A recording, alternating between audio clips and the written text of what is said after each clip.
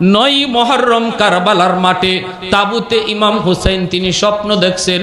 আমার রসুল ডাক দিয়ে বলতেছেন, নাতি রে, ও ভাই হুসাইন, আয় আমার বুকে আয়, আগামীকাল তোর জীবনের শেষ দিন, সন্ধ্যাবেলায় তুই জান্নাতে আমার সাথে দেখা করবি। ইমাম হুসাইন বোনকে জড়ায় কই, বোন কানবি না, কানবি না, কারবালা আমার নানা এই কারবালার কুতে আমারে কইছে, মনে হয় আজকের দিনটা আমার শেষ দিন। আমি গত রাইতে স্বপ্নে দেখছি আমার নানায় কইতেছে সন্ধ্যার সময় নানার সাথে আমার জান্নাতে দেখা হইব। জয়নব কান্না শুরু করে দিছে।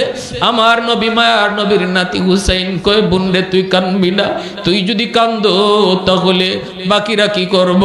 এখনই যদি কান্না শুরু করো, আমার মৃত্যুর পর শহীদ হওয়ার পর তোমাদের অবস্থা কি হবে? মাতম কইরো না, কইরো না। এই অবস্থায় হুসাইন যুদ্ধের সাজে সজ্জিত হইয়া যেই মাত্র তাবু থেকে বের হইবেন, এমনি তিনি শুনতে পেলেন তাবুর ভিতরে ছোট একটা বাচ্চার কান্নার আওয়াজ। হুসাইন দৌড় দিয়া তাবুর ভিতরে ঢুইকা দেখেন তার দুধের শিশু আলী আসগর মার কুলে কাঁদতেছে। মায় কইতেছে, স্বামী গো, ও স্বামী দেখো, তোমার আলী আসগরের মুখটা সাদা হয়ে গেছে, জিহ্বাটা বের হয়ে আছে পানির তৃষ্ণায়। দেখো না, আজকে 3 দিন আমি কিছুই দিতে পারি না, আমার বুকের দুধও শুকায় গেছে গো স্বামী। আমরা পানি না খাইয়া কোন রকম টিকে আছি, কিন্তু আমার দুধের বাচ্চা আলী আসগর কেমন করে আমি তারে বুঝ দিব? জিহ্বাটা তো বের হয়ে আসছে। ওগো স্বামী, একটু দেখো না, আমার দুধের বাচ্চা আলী আসগরের জন্য একটু পানির ব্যবস্থা হয়নি। হুসাইন সাথে সাথে দুধের বাচ্চা আলী আসগরের কুলে নিয়া তাবু থেকে বের হইয়া দুশ্মনের দিকে এইভাবে হাতটা দিয়ে জাগায় কয়, এ কুফার মানুষেরা, এই যে একটু তাকায় দেখো, আমার দুধের বাচ্চা আলী আসগর দুশ্মনী আমার সাথে, আমার বাচ্চার সাথে না, আমার দুধের বাচ্চার সাথে তোমাদের কোনো দুশ্মনী না রে। আমার দুধের বাচ্চাটা পানির তৃষ্ণায় জিহ্বাটা বের হয়ে আইছে।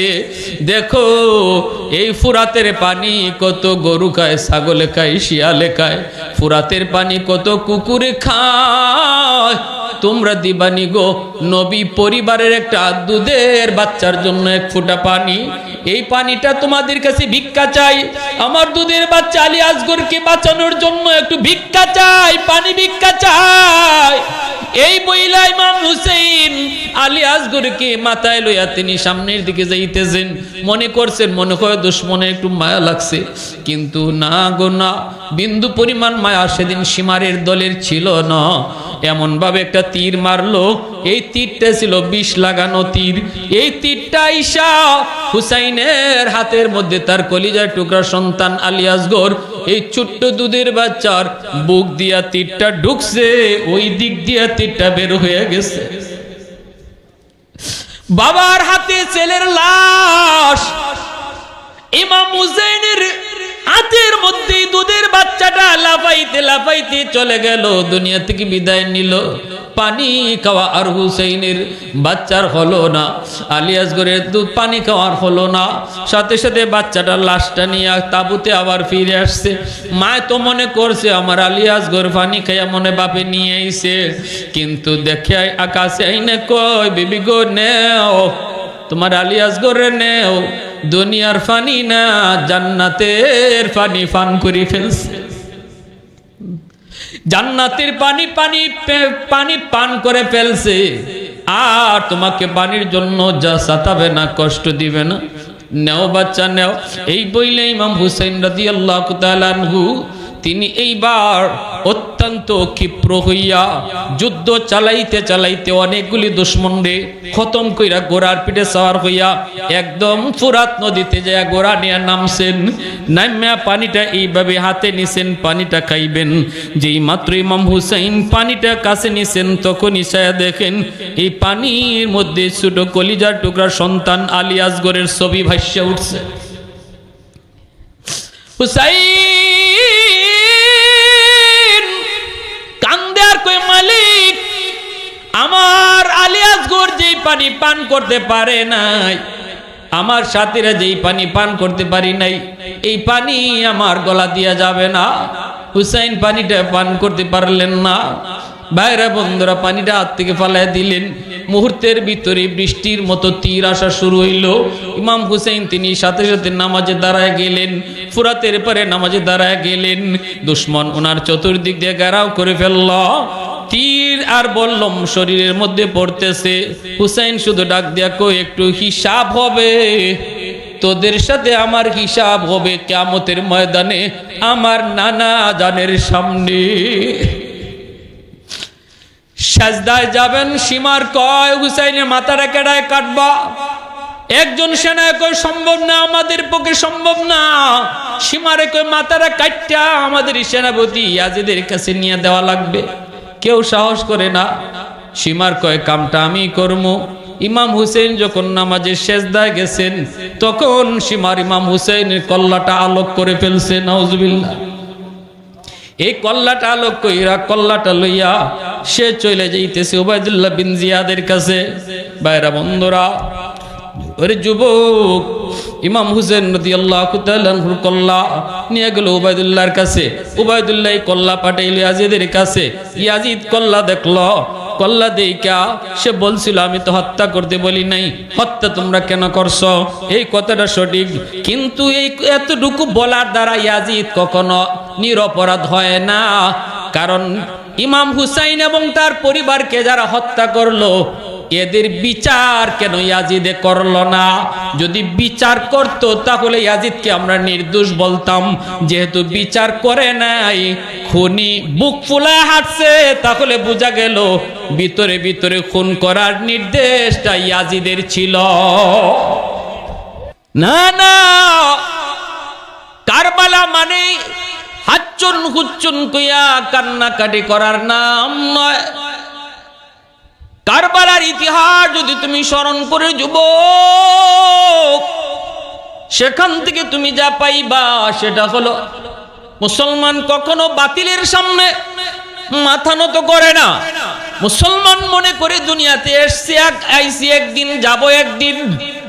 মুসলমান মনে করে যদি হকের পক্ষে সত্যের পক্ষে জীবন দিতে হয় জীবন দিব, তবু মিথ্যার সামনে মাথা নত করব না। এই শিক্ষা হলো কারবালার শিক্ষা। ঠিক কিনা জোরে কও। ভাইরা বন্ধুরা, আল্লাহ নবীর কলিজা টুকরা নাতি হাসান হুসাইন মায়ার নবীর কাঁধে উঠতেন, নবীজি আদর করতেন। মসজিদে নামাজে যখন নবীজি সাজদার মধ্যে চলে যাইতেন, সাহাবায়ে কেরাম তারা দেখতেন হাসান হুসাইন নবীজির কাঁধের মধ্যে উঠে যাইতেন। নবীজি সাজদা, তখন হাসান হুসাইন নবীর কাঁধে উঠছেন। আল্লাহ নবী তাদেরকে ধমক দিতেন না, মারতেন না, গালমন্দ করতেন না। একদিন হাসান হুসাইন কয়, নানা গো, বন্ধুরা বন্ধুরা কিভাবে তো আমরা দেখি ওরা সুন্দর করে তো অনেকেই ঘোড়া দৌড়ায়, আমাদেরও ঘোড়া দৌড়াইতে মন চায়। রসুল কয়, আমি ঘোড়া কিনা দিমু কোত্থেকে? গরিব মানুষ। তবে দুনিয়ার ঘোড়ার চেয়ে যদি উত্তম ঘোড়া আমি তোমাদেরকে দেই তাহলে তোমরা খুশি হবানি। হাসান হুসাইন কয়, না না, দুনিয়ার ঘোড়ার চেয়ে যদি উত্তম ঘোড়া আপনি দেন অবশ্যই আমরা খুশি হব। আল্লাহ নবী নিজেই তখন মসজিদের ভিতরে দুই পা আর দুই হাতটা মসজিদের ভিতরে দিয়া নবীজি নিজে ঘোড়া হইয়া হাসান হুসাইনকে নিজের পিঠে উঠায় দিছে। হাসান হুসাইন কই, না না, ঘোড়ার তো লাগাম থাকে, আমাদের ঘোড়ার লাগাম কই? ঘোড়া তো ডানে বামে নেওয়া যায়, কিন্তু আমরা আমাদের ঘোড়ারে কেমনে কোন দিকে নিব? আল্লাহ নবীর চুল ছিল লম্বা চুল। নবীজি চুলটা ধরে বলেন, বাইরে এই যে তোমাদের ঘোড়ার লাগাম। আল্লাহু আকবার। ডান দিকে আমারে নিতে চাও, আমার ডান কানে টান দিবা, ডান দিকে আমি তোমাদের নিয়ে যাব। বাম দিকে নিতে চাও, আমার বাম কানে টান দিবা, বাম দিকে আমি তোমাদের নিয়ে যাব। একটু আওয়াজ দেওয়া যায় না? আল্লাহু আকবার। মুসলমানের আওয়াজে আল্লাহু আকবার। হযরত ওমর ফারুক রাদিয়াল্লাহু তাআলা আনহু মসজিদের ভিতরে ঢুকলেন। আল্লাহ নবী ঘোড়া, হাসান হুসাইন নবীকে ঘোড়া দৌড়ায়। হযরত উমর এই দৃশ্যটা দেখা মাত্রই উমর বলতেছে, হাসান হুসাইন রে, তোমাদের ঘোড়াটা কত দামি, দুনিয়াতে এত দামি ঘোড়া হয় না। নবীজি তখন উমরের দিকে তাকায় বলে, ওমর, ঘোড়াটা শুধু দামি দেখছো, কিন্তু ঘোড়ার পিঠে যারা সওয়ার, এই সওয়ারিটা কত দামি এটা তো বললায় না। আল্লাহ নবীর মহব্বত সাহাবায়ে কেরাম তারা দেখছেন হাসান হুসাইনের প্রতি নবীজির কি পরিমাণ ভালোবাসা, কি পরিমাণ ভালোবাসা ছিল। হাসান হুসাইন যদি কখনো ঘরের মধ্যে খানা না পাইতেন, মার কাছে যদি তারা বিরক্ত করতেন, মা গো পেটে ক্ষুধা লাগছে আমাদের খানা দেন, মা তখন কইতো, বাবা ঘরে কিছুই নাই খানা দানা, মায়ের রান্না করতেছি দেখি কিছু ব্যবস্থা হয় কিনা। এই অবস্থায় হাসান হুসাইন তারা কইতো, মা ও মা তুমি রান্না করো, পেটের যন্ত্রণা সইতে পারি না। তবে নানার কাছে যাই, নানার চেহারার দিকে যখন তাকাই তখন আমাদের পেটের ক্ষুধার কথা মনে থাকে না। মদিনার মসজিদের ভিতরে তারা ঢুকতো, নবীজির চেহারা দেখা মাত্র তাদের পেটের ক্ষুধা ভুলে যাইতো। একদিন হুসেন ডাক দিয়া বলতেছেন, নানা গো, ও নানা একটা প্রশ্ন করে আপনি বলেন তো, আপনি দামি না আমি দামি, আপনি বড় নাকি আমি বড়? আল্লাহ নবী বলেন, নাতি এত সুন্দর প্রশ্ন তুমি করেছ, তুমি কও তুমি বড় না আমি বড়, তুমি কও আমি কইব না। হুসাইন তখন কয়, ছোট্ট হুসাইন কয়, নানা জান আমি যদি কই তাহলে আমি বড় আপনার থেকে, আপনি ছোট আমি বড়। নবীজি মুচকি হেসে বলতেছেন, নানা আমি ছোট তুমি বড় কোন যুক্তিতে তুমি কইছো একটু আমার কৌতো দেখি। হুসাইন তখন যুক্তি দিয়া বুঝাইতেছে, নানা গো, ও নানা আমি কয়েকটা প্রশ্ন করি আপনি জবাব দিয়েন। এক নম্বর প্রশ্ন হলো আপনার বাবার নাম কি? নবীজিকে আমার বাবার নাম হলো আব্দুল্লাহ। হুসাইন কইবা, নানা আপনার বাবা আব্দুল্লাহ, খালি আব্দুল্লাহ, আগে পরে কিছুই টাইটেল নাই। মানুষ কয়জনে চিনে আব্দুল্লাহ? কয়জন মানুষই চিনবে? কয়জন মানুষই জিগাইলে বলতে পারবে আপনার বাবার নাম কি? কিন্তু নানা গো, আপনি জানেননি আমার বাবার নাম কি? আল্লাহর নবী বলতেছেন, তোমার বাবার নাম কি তুমি কও। তখনই হুসেন কয়, আমার বাবার নাম হলো আলী। খালি আলী না, নামের আগে হলো শেরে খুদা। আল্লাহু আকবার, জোরে কও। খালি আলী না গো নানা, নামের আগে হলো শেরে খুদা, আল্লাহর সিংহ। আল্লাহর নামের আগের টাইটেল হলো শেরে খুদা। আমার বাবা কে জানেননি? ও নানা, আমার বাবা হলেন জান্নাতে দুনিয়াতে 10 জন সার্টিফিকেট পেয়েছেন যেই সাহাবী, তাদের মধ্যে একজন হলেন আমার আব্বা। সুবহানাল্লাহ। দুনিয়াতে কে যিনি জান্নাতের সার্টিফিকেট পেয়েছেন? চিনে না এমন কে আছে? হায়দারে আলী চিনে না এমন কে? বীরত্বের ইতিহাস যার পিছনে গাথা, মুসলমানদের ইতিহাস পড়লেই যে আলীর নাম, সেই আলী হলেন আমার আব্বা। আর আপনার আব্বার নাম হলো আব্দুল্লাহ। খালি আব্দুল্লাহ কেউ চেনে না, অতএব বাবার দিক থেকে আমি আপনার চেয়ে বড়। আল্লাহ নবী মুস্কি হাসেন। নবীজি মুস্কি হাসে বলেন, নাতি ভাইরে এত সুন্দর করে তুই বুঝাই দিলি, আর কি আছে একটু কও। তখনই হুসেন কয়, নানা জান একটু কন্ত দেখি আপনার আম্মার নাম কি? নবীজি বলেন, আমার মার নাম হলো আমেনা। এমনি হুসেন বলতেছেন, নানা গো আমেনা আপনার মায়ের নাম হয়তো কিছু মুসলমানে জানবে, যারা ইসলামের কিছু ইতিহাস পড়ছে তারা জানবে, সবাই কিন্তু আপনার মার নাম আমেনা এই কথাটা সবাই জানবেও না। তবে খালি আমেনা, ইসলামের ইতিহাসে তার এত নাম নাই। কিন্তু আমার মার কে, আমার মা কে, আমার মার নাম কি আপনি জানেননি? আল্লাহু আকবার, জোরে বল। ও নানা, আমার মার নাম আপনি জানেননি? আমার মা কে আপনি চিনেননি?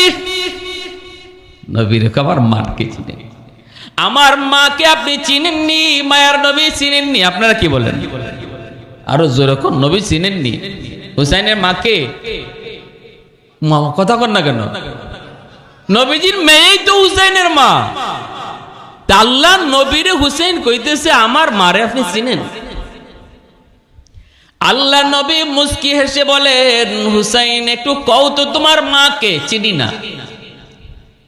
কনা না গো, আমার মা খাতুনে জান্নাত ফাতেমা রাদিয়াল্লাহু তাআলা আনহা, জান্নাতের সকল মহিলাদের সরদারিনী যিনি হবেন, সকল মহিলাদের সরদার যিনি হবেন, তিনি হলেন আমার মা। জানেননি গো নানা, আমার মার আর একটা পরিচয় আছে। রাসূল কই কি পরিচয় একটু কও? আমার মা হলেন রাহমাতুল লিল আলামিন, সকল নবীদের নবী, শ্রেষ্ঠ নবী, আখিরি নবী মুহাম্মাদুর রাসূলুল্লাহর কলিজার টুকরা মেয়ে। আল্লাহু আকবার, সুবহানাল্লাহ। আরো আসতে কইবে। আল্লাহ নবী মুস্কি হেসে বলেন, আর কি? হুসাইন কয় না না, মার দিকটা বিবেচনা করলো আমি আপনার চেয়ে বড়। এবার আল্লাহ নবী কয় আর কি একটু কও? হুসাইন এবার কয় না না, এবার আপনার আমি জিজ্ঞাসা একটু কোন তো আপনার নানার নাম কি? আপনার? রাসূল কয় আমার নানার নাম ওয়াহাব জুহরি। হুসাইন কয় ওয়াহাব জুহরির নাম আমিও শুনছি না, মুসলমানের শুনবো কোত্থেকে? আমি তো ভালো করে চিনি না। কয়জনে ওয়াহাব জুহরিকে চিনে? কিন্তু নানা গো, আপনি জানেননি আমার নানাকে? আল্লাহ নবী তখন মুস্কি আসেন। নবী কয় নাতি একটু ক, একটু ক, একটু তোর মুখে আমি শুনতে চাই রে। এত সুন্দর করে তুমি বলতেছো, এত মায়া করে তুমি শোনাইতেছো, তোমার মুখের কথাগুলি আমার শুনতে বড় ভালো লাগতেছে। হুসাইন তখন বলতেছে নানা গো, ও নানা জানেননি আমার নানা কি? আমার নানা হলেন রাহমাতুল লিল আলামিন, সরওয়ারে দু জাহান, কুল কায়নাত আল্লাহ যেই নবীর উসিলায় বানাইছে, সব নবীর নবী যিনি, जो नबियों का नबी हो, जो रसूलों का रसूल हो। যে নবী দুনিয়াতে শুধু নবী নন, যে নবীর নবুয়ত আখিরাতের জমিনেও চলবে। আল্লাহু আকবার, জোরে কও। হাসরের ময়দানে কোন নবীর নবুয়ত চলবে না, কিন্তু আমার নানার নবুয়ত হাসরের ময়দানেও চলবে। আল্লাহু আকবার, জোরে বলেন। আল্লাহ নবী অবাক নয়নে নবীজি হুসাইনের কথা শুনতেছেন। আল্লাহ নবী হুসাইনের কথাগুলা শুনতেছেন আর বলতেছেন নানা, সেই নানা কে? মুহাম্মাদুর রাসূলুল্লাহ। এবার আপনি কোন নানার দিক দিয়ে আমি কত বড়? তাহলে কোন দিক দিয়েই তো আপনি বড় না, সব দিক দিয়ে আমি বড়। এজন্যই আমি কইছি আমি আপনার চেয়ে বড়।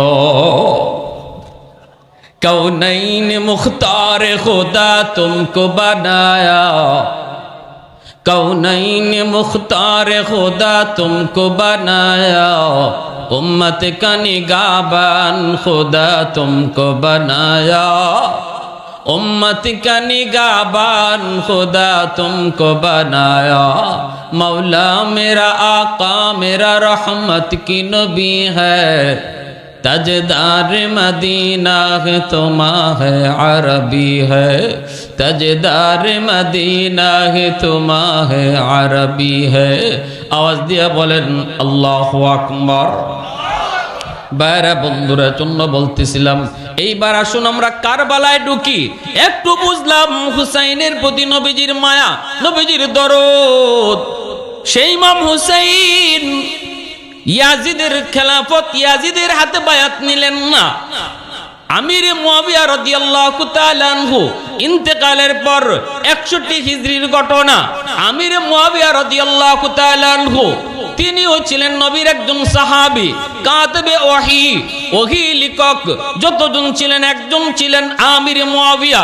আমির মুয়াবিয়া রাদিয়াল্লাহু তাআলা আনহু নিয়া মুসলমান কোনো কথা বলতে পারে না, সমালোচনা করতে পারে না, কারণ তিনি আল্লাহ নবীর ডাইরেক্ট সাহাবী। আর সাহাবায়ে কেরামের সমালোচনা কোনো মুসলমান আহলে সুন্নাতুল জামাত আকীদা যার ভালো, কখনো সাহাবীদের সমালোচনা কইরা খাঁটি ঈমানদার হওয়া যায় না।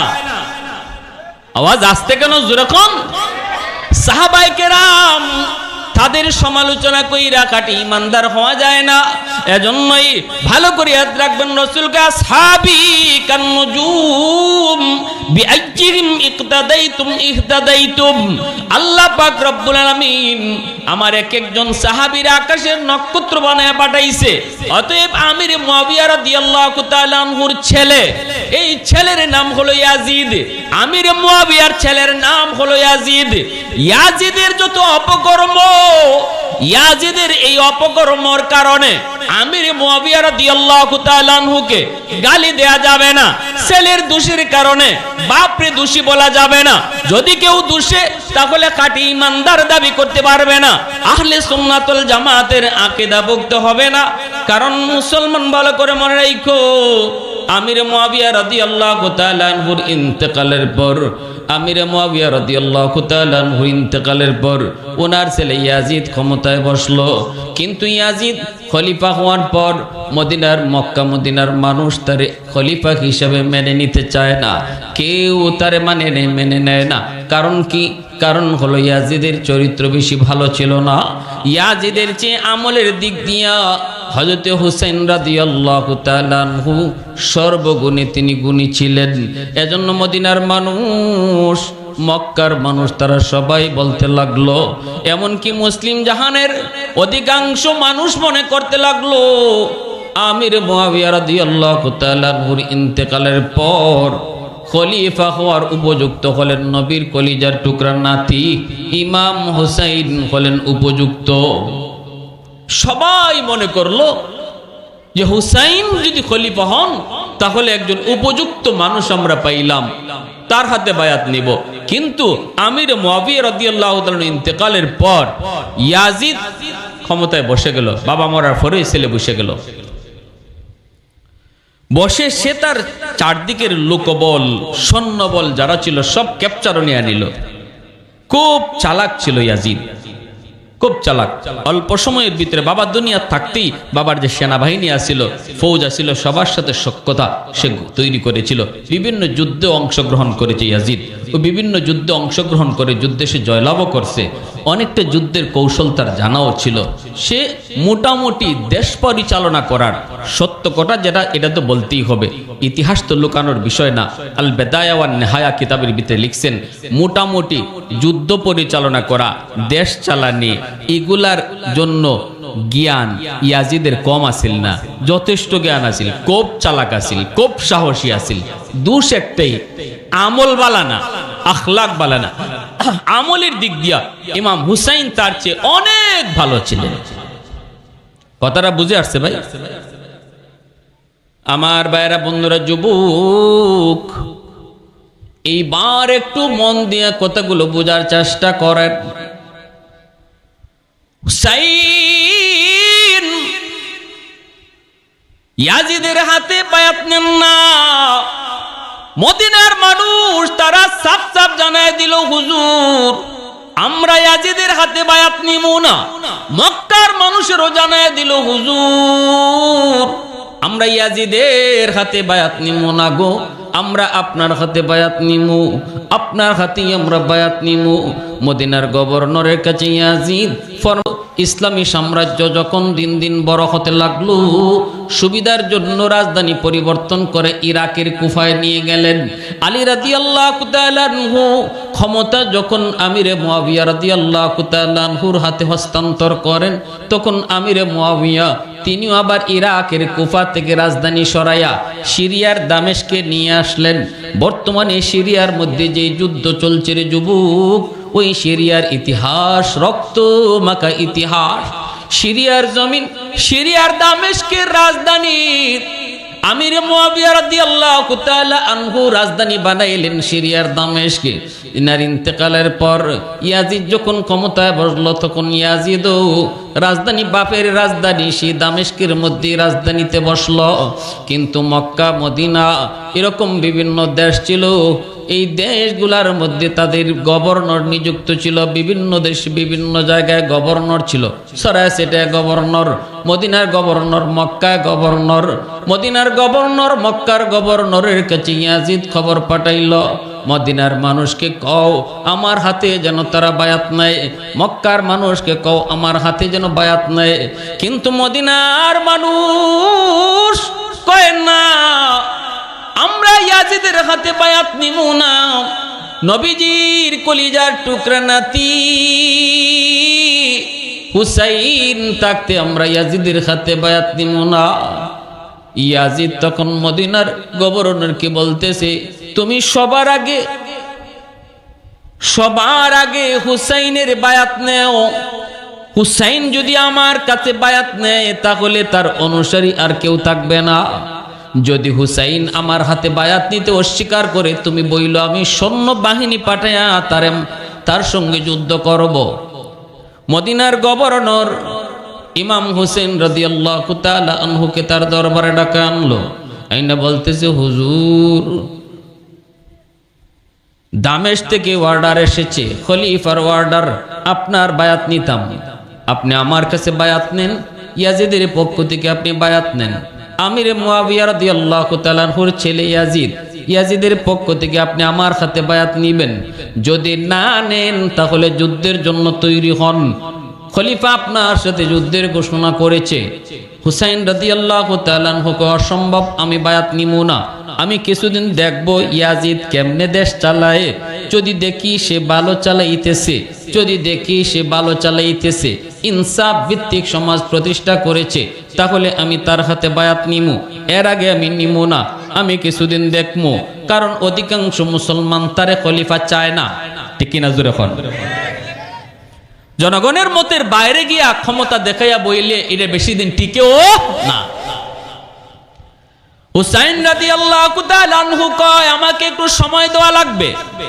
মদিনার গভর্নর, একটু মন দিয়ে ইতিহাসটা আপনার শুনবেন, আমি নির্ভরযোগ্য কিতাব থেকে বলতেছি ইতিহাসটা, যে ইতিহাসটা লেখছেন আল বেদায়া ওয়ান নিহায়া কিতাবের ভিতরে এই তরজে। হুসেন রাদিয়াল্লাহু তাআলা আনহু কয়, আমাকে কিছুদিন সময় দাও। কিন্তু মদিনার গভর্নর কয়, ইমাম আপনাকে সময় দেওয়া সম্ভব নয়, সময় আমার হাতে নাই গো, আপনি তাড়াতাড়ি করে বায়াত নেন, যদি না নেন তাহলে আমি আপনার একটা অনুরোধ করি, আপনি মদিনা ছেড়ে মক্কায় চলে যান, কারণ আমার প্রতি নির্দেশ রয়েছে আপনাকে যেন আমি বন্দী করি, যদি আপনি বায়াত না নেন তাহলে আমি যেন আপনাকে বন্দী করি, আমি আপনাকে বন্দী করা সম্ভব না, মদিনায় আপনারে বন্দী করে আমি রাখতেও পারবো না, জেলখানা ভেঙ্গে মদিনার মানুষ আপনাকে ছাড়ায় নিয়ে যাবে। যেই মদিনায় আপনার নানা শুয়েছেন রহমতের নবী সরওয়ারে দুজাহান, ওই নবী ওই মদিনায় আপনারে যদি আমি জেলখানায় বন্দী করে রাখি, জেল ভেঙ্গে মদিনার মানুষ আপনারে নিয়ে যাবে, ঠিক কিনা জোরে কও। অতএব না, আমি আপনার একটা প্রস্তাব দিই, আপনি মক্কায় চলে যান। এই কথা বলতে ইমাম হুসাইন রাদিয়াল্লাহু তাআলা আনহু তিনি মক্কায় চলে গেলেন, পরিবার সহ তিনি মদিনা থেকে মক্কায় চলে গেলেন। মক্কায় তখন বেশ কয়েকজন জলিলুল কদর সাহাবী তারা সেখানে থাকতেন। ভাইরা বন্ধুরা, আব্দুল্লাহ ইবনে আব্বাস রাদিয়াল্লাহু তাআলা আনহু, আব্দুল্লাহ ইবনে ওমর রাদিয়াল্লাহু তাআলা আনহু, তারা মদিনা মক্কায় তখন থাকতেন। সবাই ইমাম হুসাইনকে তারা সংবর্ধনা জানায়, সুস্বাগতম জানায় মক্কায় তারা নিয়ে যায়। মক্কায় কিছুদিন থাকার পর হযরত ইমাম হুসাইন রাদিয়াল্লাহু তাআলা আনহু তিনি কুফা থেকে অনেক চিঠি পাইলেন। কি পরিমাণ চিঠি? প্রায় 350 চিঠি। এখনের যুগ তো হলো মোবাইলের যুগ, আর এর আগের যুগ ছিল চিঠির যুগ। 350 চিঠি আইছে কুফা থেকে। কোত্থেকে আইছে? জোরে বলেন না, কোত্থেকে আইছে? কুফা। কোথায়? ইরাকের কুফা। যেই কুফা নগরীতে হযরত ইমাম হুসাইনের আব্বা হযরত আলী রাদিয়াল্লাহু তাআলা আনহুর রাজত্ব ছিল। আলী রাদিয়াল্লাহু তাআলা আনহু খেলাফত চালাইছেন। রাজধানী মদিনায় ছিল না কুফায় ছিল? ভালো করে কথাগুলো ইয়াদ রাখতে হবে, এগুলা কিন্তু সাধারণ জ্ঞান। আলী রাদিয়াল্লাহু তাআলা আনহু রাজধানী বানাইছেন মক্কা মদিনায় না ইরাকের কুফায়? ইরাকের কুফায়। এর আগ পর্যন্ত হযরত ওসমান গনি, আবু বকর, ওমর, ওসমান এই তিনজনের খেলাফতকালীন সময়ে ইসলামী হুকুমতের রাজধানী ছিল মদিনায়। ইসলামী হুকুমের রাজধানী। কুফার মানুষরা আলীর প্রতি দুর্বল হবেই তো, কারণ আলী তো কুফার মানুষকে নিয়ে তিনি রাজত্ব পরিচালনা করেছেন।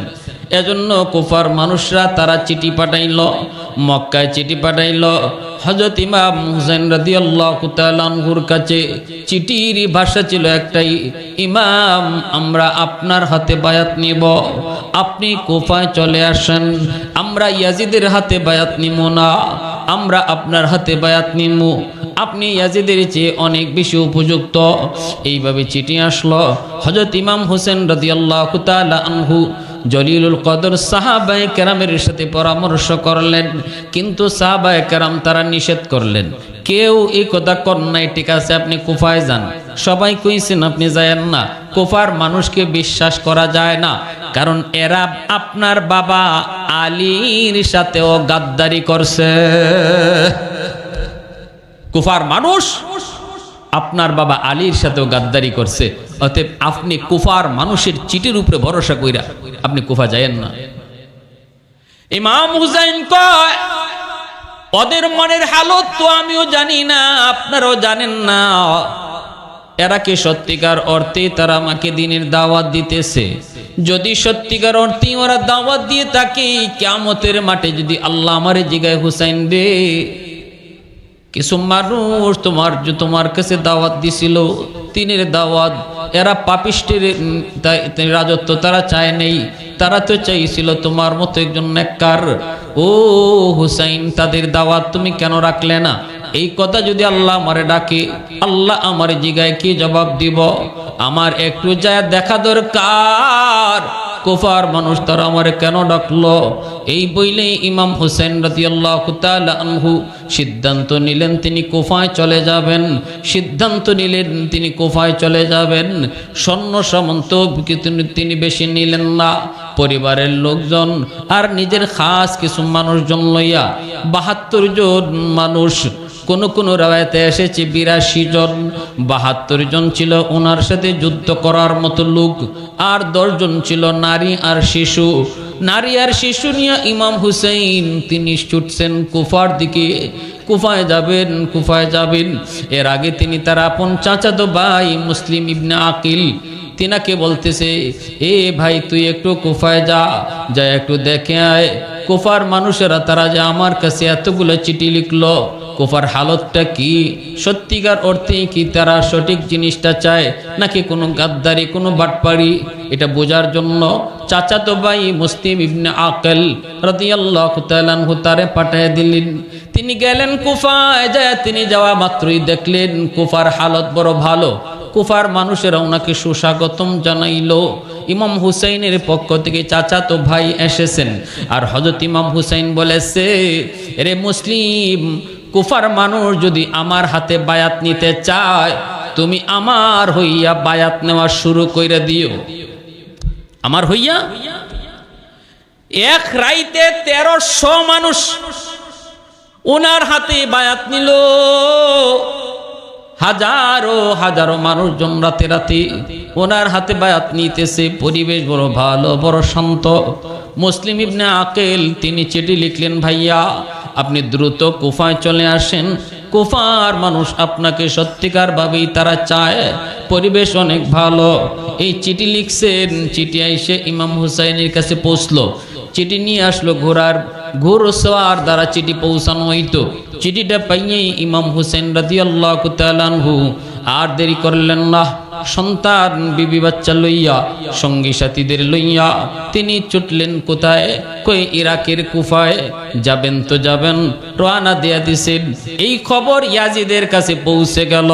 ইয়াজিদ এই খবর পাওয়া মাত্রই তার একটা প্রভাবশালী খুব ক্ষমতাবান দুর্ধর্ষ একটা গভর্নর ছিল, নাম উবাইদুল্লাহ ইবনে জিয়াদ। ওই উবাইদুল্লাহ ইবনে জিয়াদকে ইয়াজিদ বলতেছে, এ উবাইদুল্লাহ তুই দ্রুত কুফায় যা। কুফার যে মানুষগুলা হুসাইনের চাচাতো ভাই মুসলিম ইবনে আকিলের হাতে হাত রেখে বায়াত নিয়েছে, ওদেরকে যাইয়া তুই দইরা জবাই করবি, এদেরকে তুই হত্যা করবি। আর হুসাইন রওনা দিয়া দিছে কুফায় আসার জন্য। আমার ওয়ার্ডার হলো হুসাইন যেন কোনোভাবেই কুফায় ঢুকতে না পারে, এই ওয়ার্ডার তুই অক্ষরে অক্ষরে পালন করবি। উবাইদুল্লাহ ইবনে জিয়াদ ইয়াজিদের কাছ থেকে এই আদেশ পাইয়া ৬০০০ দুর্ধর্ষ বাহিনী লইয়া কুফায় ঢুকে পড়ল।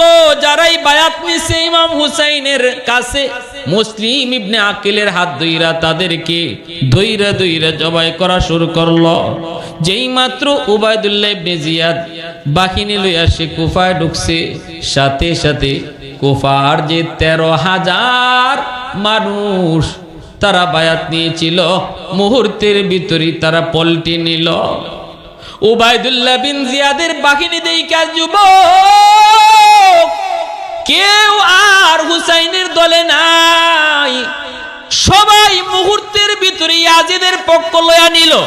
নাউজুবিল্লাহ। যখন যারা কিছুক্ষণ আগেও কইছিল জীবন যাবে আপনার সাথে থাকবো, আমাদের মা জান মাল লইয়া সব সময় আপনার সাথে থাকবো, ও ইমাম হুসাইন জান যাবে তবু আপনার সাথে, মাল লাগে মাল দিব, জান লাগে জান দিব, সন্তান লাগে সন্তান দিব, যা চান তা দিব, রাতে নাই দিন নাই, যখন ডাকবেন তখন পাবেন। এই মানুষগুলা উবাইদুল্লাহ বিন জিয়াদের বাহিনী দেখা মাত্রই কোনো প্রতিবাদ ছাড়া, ঝগড়া ছাড়া, বাধা দেওয়া ছাড়া মুহূর্তের ভিতরেই তারা হুসাইনের পক্ষ থেকে বদলায়া ইয়াজিদের পক্ষ নিয়ে নিল। নাউজুবিল্লাহ। মুহূর্তের ভিতরে তারা পক্ষ পরিবর্তন করে ফেলল। এইদিকে দেখা যায় উবাইদুল্লাহ ইবনে জিয়াদ হুকুম জারি করে দিল, মুসলিম ইবনে আকিলরে তোমরা কোথায় পাও, যেখানে পাও ওখান থেকে তারা ধরে নিয়ে আসো, বন্দি করো, বন্দি করো, বন্দি করো। তালাশ শুরু হয়ে গেল, মুসলিম ইবনে আকিল কোথায় আছে খুঁজতে খুঁজতে তারা পেয়ে গেল। মুসলিম ইবনে আকিল অনেক ভালো একজন মানুষ, বড় চরিত্রবান, বড় আখলাকওয়ালা, আল্লাহওয়ালা। তিনি তার ছোট্ট দুইটা মাসুম বাচ্চা নিয়ে তিনি কুফায় এসেছিলেন। এই কুফার হালত রাইতে রাইতে এমনটা পরিবর্তন হয়ে যাবে মুসলিম ইবনে আকিল কোনোদিন কল্পনা করতে পারেন নাই। একটা ঘরের মধ্যে তিনি লুকায় ছিলেন, কিন্তু ইয়াজিদের বাহিনী, উবাইদুল্লাহ বিন জিয়াদের বাহিনী তারা খুঁজে খুঁজে মুসলিম ইবনে আকিলকে তারা গ্রেফতার করে ফেলল, ধরে নিয়ে আসলো। ওনার চোখের সামনে ওনার নিষ্পাপ দুইটা সন্তান রে, মুসলিম ইবনে আকিলের নিষ্পাপ দুইটা বাচ্চারে ইয়াজিদের বাহিনী তারা প্রথম হত্যা করলো। এরপরে মুসলিম ইবনে আকিলকে যখন হত্যা করবে তখন বলছে, তোর মনের কোনো ইচ্ছা আছে নি ক? মুসলিম ইবনে আকিল কয়, আমার মনের শেষ ইচ্ছাটা হলো আমি আমার ভাইয়া ইমাম হুসাইনকে চিঠি দিয়া কইছিলাম তোরা ভালা, কুফার মানুষগুলি অনেক ভালো, আমার ভাই আমার কথা শুনে রওনা দিয়া দিছি, হয়তো রওনা দিয়া দিছি, আমার জীবনের শেষ ইচ্ছাটা হলো আমারে আরেকটা চিঠি তুমি পাঠাইবার সুযোগ দিবা নি গো। এই চিঠিটা আমি ভাইয়ার কাছে দিমু, আর কইমু ভাইয়া আপনি কুফায় আইসেন না, কুফার মানুষ বড় খারাপ, এরা প্রথম দিন আপনার পক্ষ নিছে, এখন আপনার পক্ষে কেউ নাই, অতএব আপনি কুফায় আইসেন না। এমন একটা চিঠি আমি আমার ভাইয়ের কাছে দিতে চাই, আমার জীবনের শেষ ইচ্ছা, যদি আপনি সুযোগটা দেন। এই কথা বলতে উবাইদুল্লাহ বিন জিয়াদ কয়, ঠিক আছে তোমার এই সুযোগ দিলাম। চিঠিটা নিয়ে তিনি লিখছেন, ভাইয়া আপনি কুফায় আইসেন না গো, কুফার মানুষ বড় খারাপ, এরা আমার সন্তানগুলারে হত্যা করছে, আমার নিষ্পাপ অবুঝ দুইটা শিশু সন্তানরে হত্যা করছে, আমারও এখন হত্যা করবে, ভাইয়া আপনি কুফায় আইসেন না। এই চিঠিটা একজন লোকের মারফতে তিনি পাঠাইছেন। ভাইরা বন্ধুরা, এইদিকে হযরত ইমাম হুসেন রাদিয়াল্লাহু তাআলা আনহু তিনি তো রওনা দিয়া দিছেন। ৭২ জন মানুষ ওনার সাথে যুদ্ধ করার মতো উপযুক্ত, আর ১০ জন হলো নারী আর শিশু, ওনার অবুঝ শিশু ও দুধের বাচ্চাটা আলী আসগর, সেও মার সাথে এসেছে, দুধের বাচ্চা নিয়ে রওনা দিছে। আমি আপনাদেরকে একটা কথা প্রশ্ন করি, জবাব দিবেন, বুঝে শুনে জবাব দেন। কেউ যদি যুদ্ধ করার নিয়তে কোথাও যায়, তাহলে কি শিশু বাচ্চা আর মহিলা সাথে নেয়নি? আওয়াজ দিয়ে বলুন। মারামারি করতে মহিলা সাথে লয়ে যায়? মারামারি করতে কেউ বাচ্চা, দুধের বাচ্চা লইয়া যায়? তাহলে বোঝা গেল ইমাম হুসাইন মারামারি আর যুদ্ধ করার নিয়তে বের হন। যদি যুদ্ধ করার নিয়তে ইমাম হুসাইন বের হতেন তাহলে দুধের বাচ্চা সাথে নিতেন না, মহিলা সাথে নিতেন। ইমাম হুসাইন রওনা দিয়া দিলেন। রাস্তায় কাছে চিঠি নিয়ে ওনাকে দিয়া দিল। কয় হুজুর কই যাইতে চান? কয় কুফায়। কয় না, কুফায় যায়েন না, কারণ এই যে নেন আপনার চাচাতো ভাই মুসলিম ইবনে আকিলের চিঠি। চিঠিটা পইরা হযরত ইমাম হুসাইনের চোখ দিয়ে পানি পড়তেছে। ইমাম হুসাইন কান্দে, রে আমার চাচাতো ভাই মুসলিম ইবনে আকিল কত আল্লাহওয়ালা, কত ঠান্ডা মানুষ, আমার কথা রক্ষার জন্য চেয়ে এসেছিল কুফায়। বেঈমানরা তার দুধের দুইটা অবুঝ শিশু, নিষ্পাপ দুইটা শিশুর হত্যা করলো কোন অপরাধে? আমার চাচাতো ভাই মুসলিম ইবনে আকিল, তার তো কোনো দোষ নাই। দোষ থাকলে আমি হুসাইনের, আমি তারে পাঠাইছি। দোষটা থাকলে আমার, তার তো কোনো দোষ নাই। ঠিক কিনা জোরা কও? প্রতিনিধি যে যায় তার কোনো দোষ নাই। জজ সাহেব যদি আপনার ঘরে পিয়ন পাঠায়, আর পিয়নে যদি আপনার দরজার সামনে নোটিশ টানিয়ে যায়, আগামীকাল 10টায় জজ সাহেবের সাথে আপনি সাক্ষাৎ করবেন, এই নোটিশটা টানায় গেল পিয়নে, এখন দোষ কি পিয়নের? আপনি যদি কনে তোর এত বড় সাহস, তুই আমারে জজের সামনে যাইতে কোস 10টায়, আমারে চিনোস আমিকে, এ দরজা লাগাও, ওরে বান্ধ, তাহলে আপনি মানুষ না অমানুষ? অমানুষ। কারণ এই যে লোকটা আপনার ঘরে নোটিশটা নিয়ে গেছে, এই নোটিশটা তার না, তার পাওয়ার এসে লাগাই নেই, সে মাত্র একটা বাহক হিসাবে কাজ করছে। মূলত পাঠাইছে যে বাহাদুরি থাকলে তুমি তার সাথে লড়ো। ঠিক কিনা যেরকম বাহাদুরি থাকলে তার সাথে লড়ো। আমরা উলামায়ে কেরাম, সরকার বলেন আর বিরোধী দল বলেন, যত যা কিছু বলি কোরআন থেকে হাদিস থেকে, আল্লাহর কথা কোরআন, নবীর কথা হাদিস, আমরা শুধু শোনায়া যাই। এই কথা আমরা কোন মৌলবীর কথা না, কোরআনের কথা মৌলবীর না, হাদিসের কথা মৌলবীর না, কোরআনের কথা আল্লাহর, হাদিসের কথা নবীর, আমরা মাত্র শোনায়া যাই। আমাদের কোনো দোষ নাই। আপনার যদি আক্রোশ থাকে, মানতে যদি আপনার কষ্ট হয়, আপনার যদি শরীর রক্ত গরম হয়, তাহলে আল্লাহর সাথে বুঝেন। যদি কোরআনের আয়াত শুনে আপনার শরীর রক্ত গরম হয়, আপনি হাদিস শুনে যদি আপনার রক্ত গরম হয়, নবীর সাথে বুঝেন, আমার সাথে কোনো দোষ না। ঠিক কিনা জোরে বলেন? মসজিদে ইমাম সাহেবের কোনো দোষ নাই, খতিব সাহেবের দোষ নাই। খতিব সাহেব মিম্বরে বৈশা সুদের বিরুদ্ধে বলছে, সুদের বিরুদ্ধে কথা কইছেন আল্লাহ, আপনার গায়ে লাগলে আল্লাহরে জিগান কেন আল্লাহ এই কথা কইলো। খতিব সাহেবের দোষ নাই। খতিব সাহেব একটা ফিয়ন, সে শুধু একটা ভয়েস, সে শুধু একটা মউত প্রকাশ করছে আল্লাহর কথাটা। ভালো লাগলেও লাগলো, না লাগলেও লাগলো, কথাটা মৌলবীর না, কথাটা ইমামের না, কথাটা কার? আল্লাহ। তো ওই অবস্থায় ইমাম হুসাইন রাদিয়াল্লাহু তাআলা আনহু তিনি কথাটাই বললেন, আমার ভাই মুসলিম ইবনে আকিল, তার তো কোনো দোষ নাই, পাঠাইছি আমি, অপরাধ থাকলে আমার, সে মুসলিমকে কেন হত্যা করলো? কথা বলবেন না, সময় খুব কম, অল্প সময়ের মধ্যে শেষ দিব। একটু নীরব না, আমি ফিরত যাব না। কেন, কি জন্য হত্যা করলো, এটা কারণ আমি জিগাইতেই হবে। ইমাম হুসাইন তিনি আরো ক্ষিপ্র হলেন, না আমাকে জানতেই হবে নিষ্পাপ অবুঝ দুইটা শিশুর কি অপরাধ ছিল, আমার চাচাতো ভাই মুসলিম ইবনে আকিলের কি অপরাধ ছিল, এটা আমার জিজ্ঞেস করাই লাগবে ইয়াজিদকে। তিনি ছুটলেন তো ছুটলেন, এইদিকে উবাইদুল্লাহ ইবনে জিয়াদ ওর কাছে ইয়াজিদ ঘোষণা দিয়ে দিল, কোনোভাবেই তুমি ইমাম হুসাইনকে কুফায় ঢুকতে দিবা না। ইয়াজিদ ঘোষণা দেওয়া মাত্রই উবাইদুল্লাহ ইবনে জিয়াদ ৬০০০ বাহিনী লইয়া সে রওনা দিয়া দিল, কুফা থেকে বের হলো।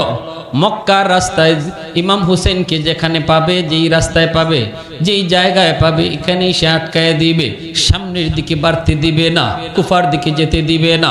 হযরত ইমাম হুসাইন রাদিয়াল্লাহু তাআলা আনহু তিনি আসতেছেন কুফার দিকে, আর ইয়াজিদের বাহিনী যাইতেছে মক্কার দিকে। ঠিক না নি? এ যুবক, ইরাকের সেই ফুরাত নদীর পারে কারবালা, ওই ফুরাত নদীর পারে আই সেই ইয়াজিদের বাহিনী তারা ওই জায়গাটা আগেই দখল করে নিয়ে নিল, পানিটা ওদের করায়াতে নিল, এদের দখলে নিল।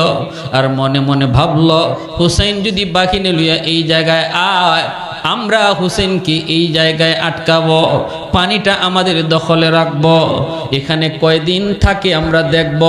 পানির তৃষ্ণা লাগবে কিন্তু ফুরাতের পানি দিমু না, আমরা এই জায়গায় আটকায় দেব। এখানেই তারা আটকে থাকলো ৬,০০০ বাহিনী লইয়া। আর ইমাম হুসাইন আসতেছেন মাত্র বিরাট কয়জন, ৭২ আর ১০ জন বাচ্চা, কয়জন হইল হিসাবে ৭২ জন। এই ৭২ জন যোদ্ধা লইয়া ইমাম হুসাইন ওই কারবালার মাঠে আইসা তিনি আইসা দেখেন তারা পথ আটকায় দিল।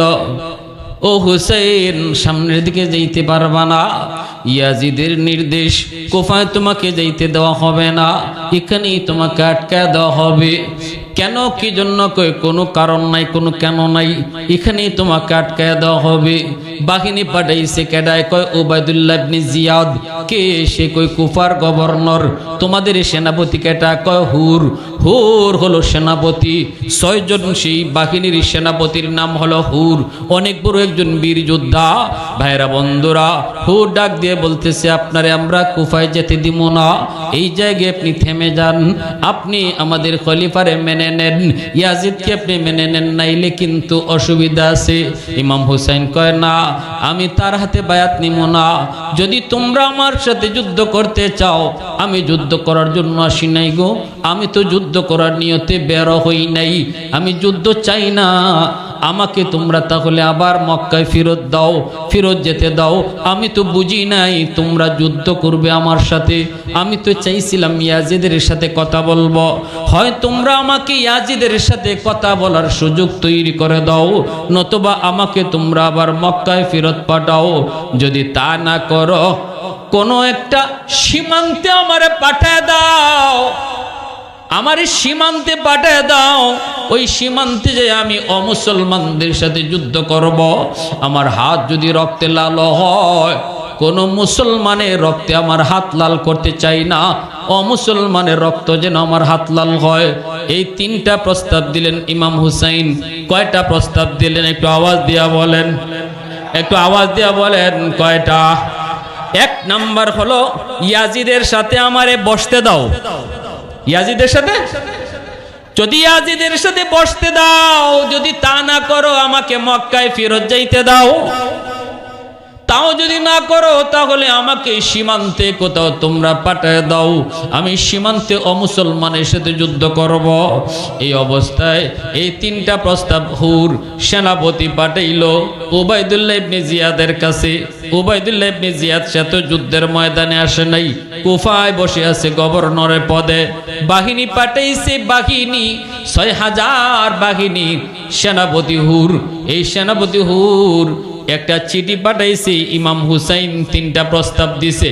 এই 3টা প্রস্তাব লইয়া উবাইদুল্লাহ ইবনে জিয়াদ কুফার গভর্নর, ওর কাছে এই চিঠিটা নিয়ে যে গেছে, এর নাম হইল সীমার। এর নাম হইল কি? কথা বলে কেন এর ভাই? এগুলো ইতিহাস। ইতিহাস যদি আপনারা মনোযোগ না রাখেন তাইলে কিচ্ছু বুঝবেন না। এই তো সাধারণ ওয়াজ না, এটা সাধারণ নসিহত না, এটা হলো একটা ইতিহাস। ইতিহাসের ফার্স্ট টু লাস্ট আপনি যদি ইয়াদ না রাখেন, না বুঝেন, কিচ্ছুই বুঝবেন না। এজন্য কথা বললেন না, আমি চলে আসছি সংক্ষেপে বলতেছি, আর সংক্ষেপ হয় না, এতটা সংক্ষেপে আমি কারবালার ইতিহাস বলতেছি। তো এইদিকে ওই যে চিঠিটা নিয়ে গেল সীমার উবাইদুল্লাহ ইবনে জিয়াদের কাছে। আমার বাইরা বন্ধুরা, যুবক, উবাইদুল্লাহ ইবনে জিয়াদের কাছে যায় চিঠিটা দিল।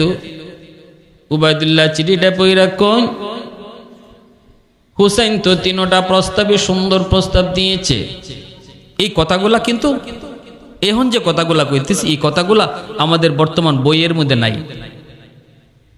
কারবালার একটা ইতিহাস বিষাদ সিন্ধু একটা বই আছে না?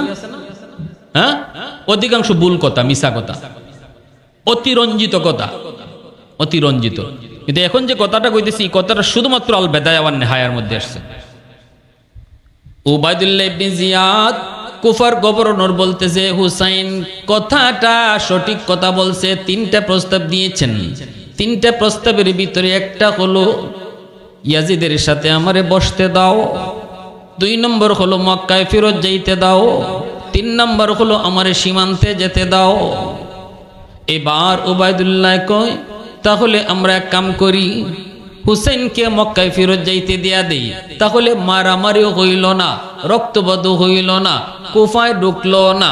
খলিফার নির্দেশ, ইয়াজিদের নির্দেশ, কুফায় যেন হুসাইন ঢুকতে না পারে, ঢুকতেও পারলো না, মক্কায় ফেরত আবার চলে গেল, রক্তপাতও হইল না। এই প্রস্তাবটাই উবাইদুল্লাহ মেনে নিয়েছিল, কিন্তু তার পাশে ছিল বন্ধু সীমার। সীমার পৃথিবীর ইতিহাসে সবচেয়ে নিকৃষ্ট একটা নাম, এই নামটা হলো সীমারের নাম। সীমার তখন কই দোস্ত, এ দোস্ত মক্কায় ফেরত যাইতে দিও না, কারণ হুসাইন যদি মক্কায় যায় গিয়া কিন্তু শক্তি যোগাইব, শক্তি লইয়া কিন্তু আক্রমণ করব। আবার সীমান্তেও তারে দিও না, সীমান্তে গেলে সেখানেও দেখা যাইব দল পাকাইব। অতএব আমাদের খলিফা ইয়াজিদের পথের কাটা হুসাইন, তারে এই সুযোগ, এখানেই তারে খতম করে দাও, এখানেই তারে খতম করে দাও। কিন্তু কুফার গভর্নর উবাইদুল্লাহ কয় দোস্ত এমন কথা তুই কেমনে কইলি? হুসাইন না নবীর নাতি, কেমনে তুই কোস তারে হত্যা করি? না না, হত্যা করা ঠিক হবে না, তারা মক্কায় ফেরত পাঠায় দেই। এই বইলা কুফার গভর্নর উবাইদুল্লাহ চিঠিটা লিখে দিছে, তুমি মক্কায় ফেরত যদি যেতে চাও তাহলে তুমি তারে ফেরত যাইতে দাও। চিঠিটা নিয়ে দিতে হবে কার কাছে? বাহিনী, তাদের প্রধান, বাহিনীর প্রধান হুরের কাছে নিয়ে চিঠিটা দিবে, উবাইদুল্লাহর চিঠি। কিন্তু মাঝখানে চিঠি বদলায় ফেলছে এই সীমারে, মাঝখানে চিঠি বদলাইছে কাটায়, সীমার চিঠিটা বদলায় ফেলছে। চিঠির মধ্যে আদেশ ছিল সেনাপতি যদি হুসাইন মক্কায় যেতে চায় তারে মক্কায় ফেরত যেতে দিও, আটকায় লাভ নাই, তারে মক্কায় ফেরত যাইতে দিও। কিন্তু সীমার চিঠিটা বদলায় লেখছে সেনাপতি দেরি করবা না, হুসাইনের উপরে হামলা করো, এখানে হুসাইনকে খতম করো। নাউজুবিল্লাহ, জোরে কও। চিঠিটা মুহূর্তের ভিতরে বদলায় সেনাপতি হুরের কাছে দিয়া দিল। হুর চিঠিটা পাইয়া তখন মাথায় আসমান ভেঙে পড়লো, হুর চিন্তায় পড়ে গেল, আওয়াজ দিয়ে বলতেছি ও উবাইদুল্লাহ, এটা তুমি কি ফরমান দিয়েছো রে? এশার নামাজটাও কারবালার ময়দানে ইমাম হুসাইনের পিছনে আমরা আদায় করেছি, হুসাইন ইমাম হইয়া নামাজ পড়াইছে, আমরা পিছনে মুক্তাদি হইয়া নামাজ পড়ছি। আগামীকাল সকাল বেলা কেমন করে হুসাইনকে আমরা হত্যা করি? নবী পরিবার, আল্লাহ নবীর কলিজার টুকরা নাতি, যার পিছনে কারবালার ময়দানও আমরা নামাজ আদায় করেছি, এই কথা বললেই হুরে কয় আমি পারবো না, আমি যুদ্ধ করতে পারবো না। এই মুহূর্তে আমি সেনাপতি দায়িত্ব থেকে বরখাস্ত হলাম, সেনাপতির দায়িত্ব থেকে আমি নেমে পড়লাম। সাথে সাথে সেনাপতির দায়িত্ব বাদ দিয়া ওই হুর কয় আমি আর ইয়াজিদের দলে নাই, যদি কারবালায় যুদ্ধ কইরা জীবন দিতে হয় তাহলে ইয়াজিদের পক্ষ লইয়া জীবন দিব না, বরং আমি নবীর নাতি হুসাইনের পক্ষ লইয়া জীবন দিব। আওয়াজ দিয়া কও না সুবহানাল্লাহ। মুসলমানের আওয়াজে আল্লাহু আকবার। এ যুবক একটু বলো, জীবন যদি দিতে হয় ফাসিক ফুজ্জার কাফির কুফারের জন্য নয়, জীবন যদি দিতে হয় ইসলামের জন্য, নবীর জন্য, কোরআনের জন্য, ঠিক কিনা জোরে বলো? বাতিলের জন্য জীবন নয়। জীবন যদি দিতে হয়, রক্ত যদি দিতে হয়, এই রক্তের অনেক দাম। রক্তটা কিন্তু তোমার এরকম কম দামি না। রক্তটা যদি দিতেই হয় হিসাব করে রক্ত দিও, নেতা নেত্রীর জন্য নয়, দলের জন্য নয়। নেতা আজ আছে কাল নাই। তোমার আমার ছেলে ফেলে রে অস্ত্র হাতে দিয়া রাস্তায় নামাইয়া মাইর খাওয়ায়, খুন খারাপি করায়, আর বাংলাদেশের নেতা নিজে তার ফুলাফান রে আমেরিকা লন্ডনে পড়ালেখা করা, ঠিক কিনা? জীবন যদি দিতে হয় তথাকথিত নেতার জন্য নয়, জীবন যদি দিতে হয় নবীর জন্য, আল্লাহর জন্য, কারা কারা তৈয়ার হাত তুলে আল্লাহরে দেখাও। আল্লাহ তুমি কবুল করো, জোরে বলি আমিন।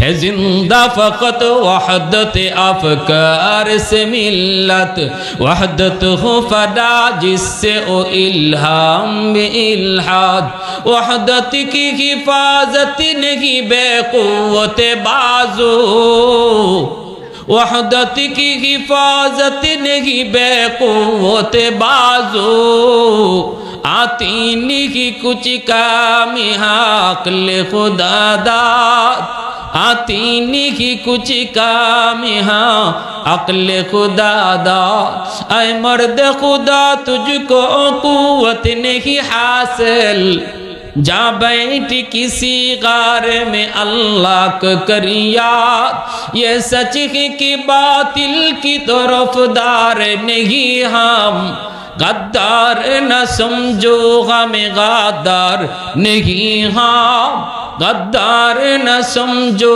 हमें गादार नहीं हम। সাথে সাথে সীমারে কয় তুমি যদি না পারো তাহলে তুমি চলে যাও।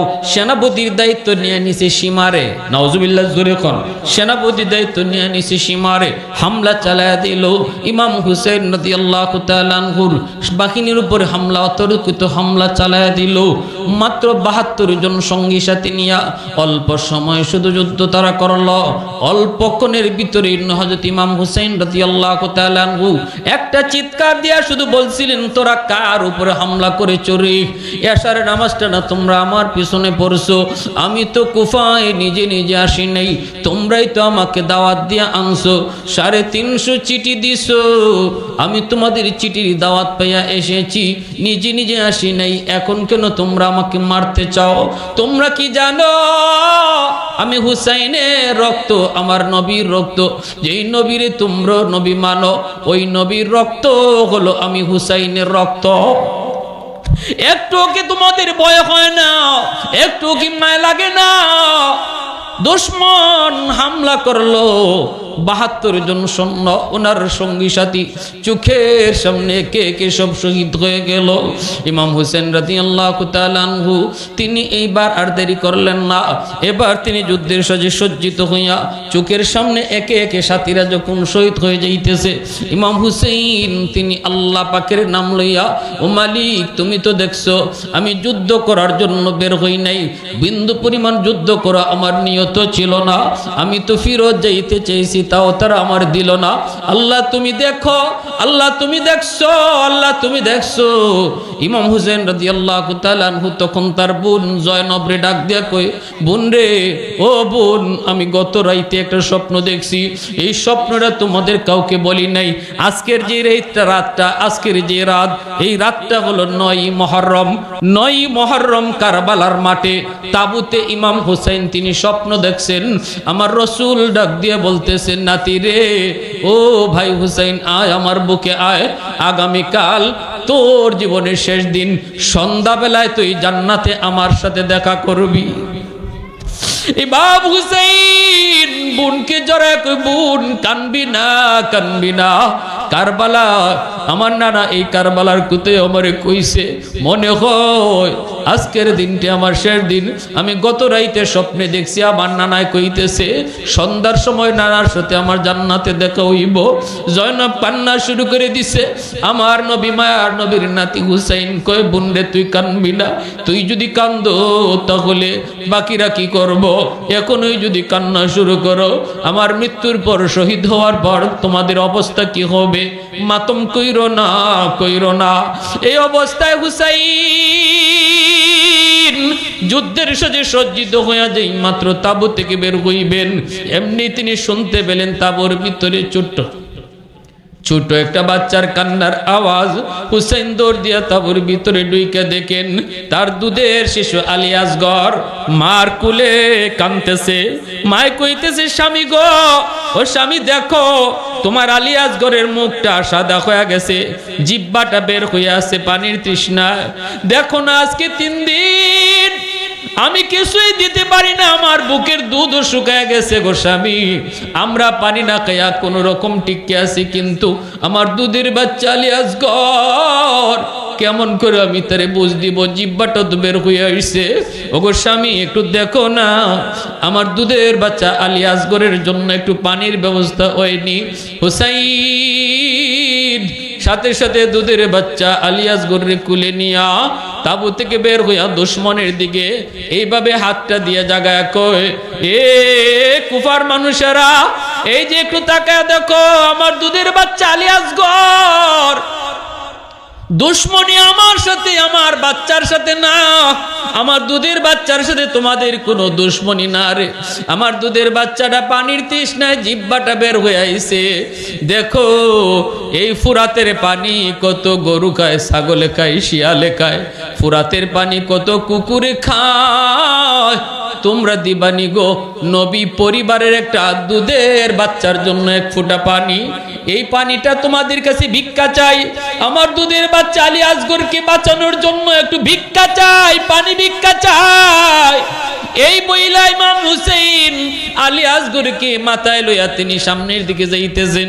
মনে করছেন মনে হয় দুশ্মনের একটু মায়া লাগছে, কিন্তু না গো না, বিন্দু পরিমাণ মায়া সেদিন সীমারের দলের ছিল না। এমন ভাবে একটা তীর মারলো, এই তীরটা ছিল বিষ লাগানো তীর। এই তীরটা আইসা হুসাইনের হাতের মধ্যে তার কলিজার টুকরা সন্তান আলী আসগর এই ছোট্ট দুধের বাচ্চার বুক দিয়া তীরটা ঢুকছে, ওই দিক দিয়া তীরটা বের হয়ে গেছে।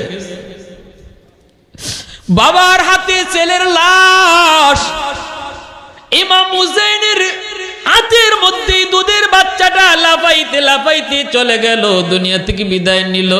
পানি খাওয়া আর হুসাইনের বাচ্চার হলো না, আলী আসগরের দুধ পানি খাওয়ার হলো না। সাথে সাথে বাচ্চাটা লাশটা নিয়ে তাবুতে আবার ফিরে আসছে। মায় তো মনে করছে আমার আলী আসগর পানি খাইয়া মনে বাপে নিয়ে আইছে, কিন্তু দেখে আকাশে আইনে কয়, বিবি গো নেও তোমার আলী আসগরে নেও, দুনিয়ার পানি না জান্নাতের পানি পান করে ফেলছে। জান্নাতের পানি পানি পানি পান করে ফেলছে, আর তোমাকে পানির জন্য যা সাতাবে না, কষ্ট দিবে না, নেও বাচ্চা নেও। এই বইলে ইমাম হুসাইন রাদিয়াল্লাহু তাআলা আনহু তিনি এইবার অত্যন্ত ক্ষিপ্র হইয়া যুদ্ধ চালাইতে চালাইতে অনেকগুলি দুশমনরে খতম কইরা ঘোড়ার পিঠে সওয়ার হইয়া একদম ফুরাত নদীতে যায় ঘোড়া নিয়ে নামছেন। নামিয়া পানিটা এইভাবে হাতে নিছেন, পানিটা খাইবেন। যেই মাত্র ইমাম হুসাইন পানিটা কাছে নিছেন, তখন ইসায়া দেখেন এই পানির মধ্যে ছোট কলিজার টুকরা সন্তান আলী আসগরের ছবি ভাসিয়ে উঠছে। হুসাইন কান্দে আর কই, মালিক আমার আলী আসগর যেই পানি পান করতে পারে নাই, আমার সাথীরা যেই পানি পান করতে পারি নাই, এই পানি আমার গলা দিয়া যাবে না। হুসাইন পানিটা পান করতে পারলেন না। ভাইরা বন্ধুরা পানিটা হাত থেকে ফালাই দিলেন। মুহূর্তের ভিতরে বৃষ্টির মতো তীর আসা শুরু হইল। ইমাম হুসাইন তিনি সাথে সাথে নামাজে দাঁড়ায় গেলেন, ফুরাতের পরে নামাজে দাঁড়ায় গেলেন। দুশ্মন ওনার চতুর্দিক দিয়ে ঘেরাও করে ফেলল, তীর আর বললম শরীরের মধ্যে পড়তেছে। হুসাইন শুধু ডাক দিয়া কই, একটু হিসাব হবে, তোদের সাথে আমার হিসাব হবে কিয়ামতের ময়দানে আমার নানা জানের সামনে। সাজদায় যাবেন, সীমার কয় হুসাইনের মাথাটা কেডায় কাটবা? একজন সেনায় কয় সম্ভব না, আমাদের পক্ষে সম্ভব না। সীমারে কয় মাথাটা কাটটা আমাদের সেনাপতি ইয়াজিদের কাছে নিয়ে দেওয়া লাগবে। কেউ সাহস করে না। সীমার কয় কামটা আমি করবো। ইমাম হুসেন যখন নামাজের সেজদায় গেছেন, তখন সীমার ইমাম হুসেনের কল্লাটা আলোক করে ফেলছে। নাউজুবিল্লাহ। এই কল্লাটা আলোক কইরা কল্লাটা লইয়া সে চলে যাইতেছে উবাইদুল্লাহ বিন জিয়াদের কাছে। বাইরা বন্ধুরা, ওরে যুবক, ইমাম হুসেন রাদিয়াল্লাহু তাআলা আনহুর কল্লা নিয়ে গেল উবাইদুল্লাহর কাছে। উবাইদুল্লাহ কল্লা পাঠাইল ইয়াজিদের কাছে। ইয়াজিদ কল্লা দেখলো, কল্লা দেইকা সে বলছিল আমি তো হত্যা করতে বলি নাই, হত্যা তোমরা কেন করছো? এই কথাটা সঠিক, কিন্তু এই এতটুকু বলার দ্বারা ইয়াজিদ কখনো নিরপরাধ হয় না। কারণ ইমাম হুসাইন এবং তার পরিবারকে যারা হত্যা করলো, এদের বিচার কেন ইয়াজিদে করলো না? যদি বিচার করত তাহলে ইয়াজিদকে আমরা নির্দোষ বলতাম। যেহেতু বিচার করে নাই, খুনি বুক ফুলায় হাঁটছে, তাহলে বোঝা গেল ভিতরে ভিতরে খুন করার নির্দেশটা ইয়াজিদের ছিল। ঠিক কি না? এই কথাটা ঠিক। ইয়াজিদ আদেশ করে নাই ইমাম হুসাইনের কল্লা কাটার, এটা ঠিক। ইয়াজিদ আদেশ দেয় না যে কল্লা কাটতে লিও। ইয়াজিদ বলছিল কুফায় ঢুকতে দিও না। কল্লাটা কাটছে সীমারে, নিজের মন থেকে কয় এটা করলে মনে হয় আমি পুরস্কার পাইব। পুরস্কার দিছে না ইয়াজিদে, কিন্তু সীমারকে সাথে সাথে বন্দি কইরা এই হত্যার দায়ে সীমারকে কেন ফাঁসি দিল না? যদি দিত তাহলে প্রমাণ হতো ইয়াজিদ হত্যার সাথে জড়িত না। যেহেতু সে অপরাধী আর খুনিদেরকে বিচার করে নাই, এতে করে বোঝা গেল এই হত্যার সঙ্গে ইয়াজিদ সরাসরি জড়িত। কখনো তার নিরপরাধ বলা যাবে? ইয়ারে হাজিরিন, বেশি দিন টিকে না ইয়াজিদের শাসন। ইমাম হুসাইন রাদিয়াল্লাহু তাআলা এই মাথা কাটার পর সাথে সাথে পুরা আরব দুনিয়ায় বিদ্রোহ শুরু হয়ে গেল। ইয়াজিদ মক্কা মদিনায় অসংখ্য মানুষ হত্যা করলো, বিদ্রোহ দমন করতে যায় অসংখ্য মানুষ হত্যা করলো। এই ইয়াজিদ মরব, অসুস্থ হয়ে গেছে, কিছুদিন পরে অসুস্থ হয়ে গেছে। মরার আগে কইছিল আমার তার ছেলে, এর নাম হচ্ছে মুয়াবিয়া, ইয়াজিদ ইবনে মুয়াবিয়া। ইয়াজিদের বাবার নামও মুয়াবিয়া, ইয়াজিদের ছেলের নামও মুয়াবিয়া। মুয়াবিয়ারে কইছিল বাবা আমার মরার পরে তুই সিংহাসনে বসবে। মুয়াবিয়া কয় বাবা যে সিংহাসনে এত রক্ত লাগছে, যে সিংহাসনের উপরে এত অভিশাপ, এটা আমি বইতাম না, আব্বা আপনারটা আপনি লইয়া বল। বাপে তখন দেখছে কিরে আমার ছেলে এমন কথা কেন কয়, আমি যে জাত ইজাত হইল না কেন, ফুলাদি দেখা যায় ভালো। তখনই খোঁজ নিয়ে দেখে যে শিক্ষকের কাছে পড়ালেখা করে উস্তাদ, এই উস্তাদ অত্যন্ত নেককার একজন আল্লাহওয়ালা। সাথে সাথে ওই উস্তাদরে আইনা ইয়াজিদে হত্যা করছে। তাহলে বুঝেন হে কত বড় ভালো মানুষ, ঠিক কিনা? যখন উস্তাদরে আইনা হত্যা করছে, এরপরে এই ছেলে বসলো না, তখন ওই মারওয়ানকে বলল, মারওয়ান তার সেনাপতি, ইয়াজিদে মারওয়ানরে কইছে যে আমার ছেলে তো সিংহাসনে বসবে না, আমার মরার পরে তুমি বইসো, আর আমার যে ছোট বাচ্চাটা আছে এই ছোট বাচ্চাটা একটু বুঝদার হইলে তুমি তার ক্ষমতাটা দিয়ে দিও। মারওয়ান কয় ঠিক আছে অসুবিধা নেই। ইয়াজিদ মরে গেছে গা, ইয়াজিদ মরার পরে মারওয়ান ক্ষমতায় বইছে। ক্ষমতায় বইয়া দেওয়ার কথা ইয়াজিদের ফুলারে ক্ষমতা, ঠিক না? মাতেন না কেন, ঠিক কিনা? কিন্তু ওই মারওয়ান ইয়াজিদের বউরে বিয়ে করছে। ইয়াজিদ মরার পরে ইয়াজিদের বউ ছিল সুন্দরী, এই মারওয়ান ইয়াজিদের বউরে বিয়ে করছে। বউরে বিয়ে করে তার ঘরে আনছে। এই বউয়ে সে গোপনে গোপনে দেখলো মারওয়ান কাগজে লিখকে রাখতেছে যে তার মরার পরে ওই ইয়াজিদের ফুলারে ক্ষমতা না, বরং তার ফুলা আব্দুল মালিক তারে ক্ষমতায় বসাইব, এটা কাগজে কলমে লিখকে যাইতেছে। এই কথাটা, এই লেখাটা বউয়ে দেখছে।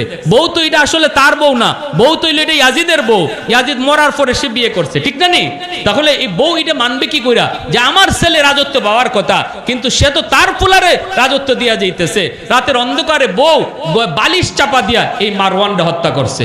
বালিশ চাপা দিয়া হত্যা করার পরে মারওয়ান মরার পরে ওই লিখা অনুযায়ী তার ছেলে আব্দুল মালিক ক্ষমতায় বইছে। এই আব্দুল মালিক ক্ষমতায় বইয়া ইয়াজিদের গোষ্ঠী একজনও রাখছে না, বাচ্চা কাচ্চা সহ সব ধ্বংস করছে। মারওয়ানের ছেলে আব্দুল মালিক ক্ষমতায় বইছে। ওই আব্দুল মালিক ছিল অত্যন্ত জালিম এবং কঠিন থেকে কঠিন জালিম। মদিনার এই শাসন মদিনার উপরে এমন চড়াও হয়েছে, হাজ্জাজ বিন ইউসুফ রে আনছে এই আব্দুল মালিকে আন্নে কইছে মদিনায় আব্দুল্লাহ ইবনে জুবাইর রাদিয়াল্লাহু তাআলা তখন গভর্নর, মদিনার মানুষ ওনারে গভর্নর মানছে। কয় আব্দুল্লাহর বিরুদ্ধে জিহাদ করো। ওই হাজ্জাজ বিন ইউসুফ মদিনা আক্রমণ করছে। আক্রমণ করে একদিনে 16,000 মদিনার মানুষ হত্যা করছে। এর মধ্যে 1,000-এর মতো সাহাবী ছিলেন।